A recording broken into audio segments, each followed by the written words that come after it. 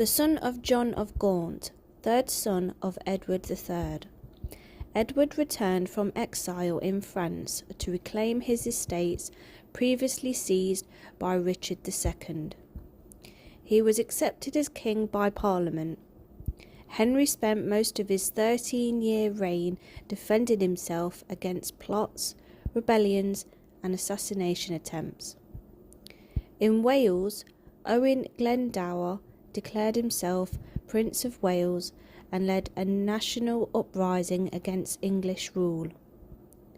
Back in England, Henry had great difficulty in maintaining the support of both the clergy and Parliament, and between 1403 to 1408, the Percy family launched a series of rebellions against him.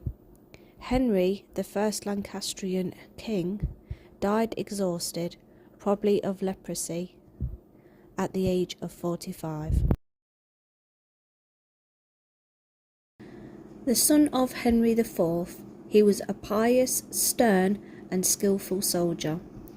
Henry had honed his fine soldiering skills, putting down the many rebellions launched against his father, and had been knighted when aged just 12. He pleased his nobles by renewing the war with France in 1415. In the face of tremendous odds, he beat the French at the Battle of Agincourt, losing just 400 of his own soldiers with more than 6,000 Frenchmen killed. On a second expedition, Henry captured Rein, was recognised as the next king of France, and married Catherine, the daughter of the lunatic French king. Henry died while campaigning in France and before he could succeed to the French throne, leaving his 10-month-old son as King of England and France. Gentle and retiring, he came to the throne as a baby and inherited a losing war with France, the 100-Year War finally ending in 1453, with the loss of all French lands except for one. The king had an attack of mental illness that was hereditary in his mother's family in 1454, and Richard, Duke of York, was made protector of the realm. The House of York challenged Henry VI's right to the throne, and England was plunged into civil war. The Battle of St. Albans in 1455 was won by the Yorkists.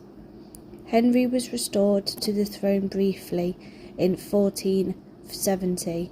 Henry's son Edward, Prince of Wales, was killed one day before Henry was murdered in the Tower of London in 1451. Henry founded both Eton College and King's College, Cambridge, and every year the provosts of Eton and King's College lay roses and lilies on the altar which now stands where he died.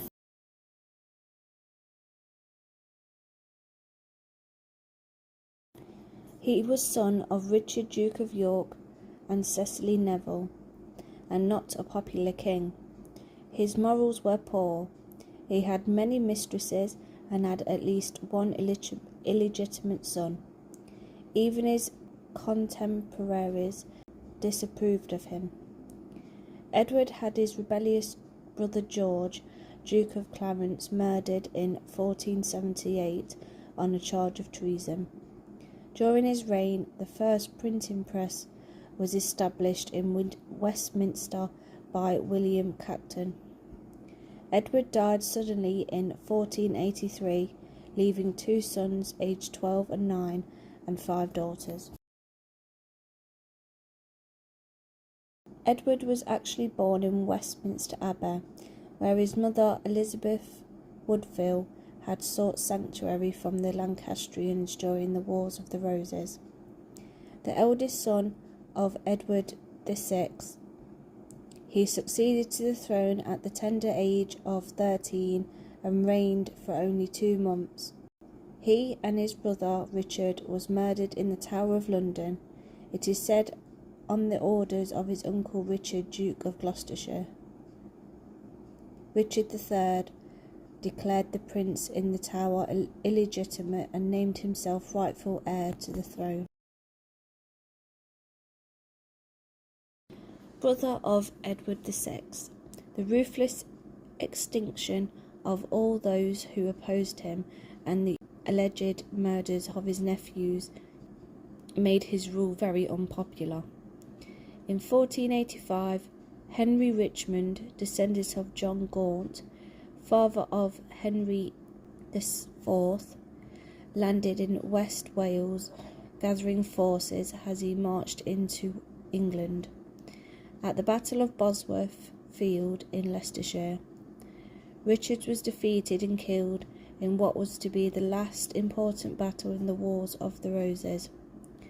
Archaeological investigations at a car park in Leicester during 2012 revealed a skeleton which was thought to have been that of Richard III, and this was confirmed on the 4th of February 2013.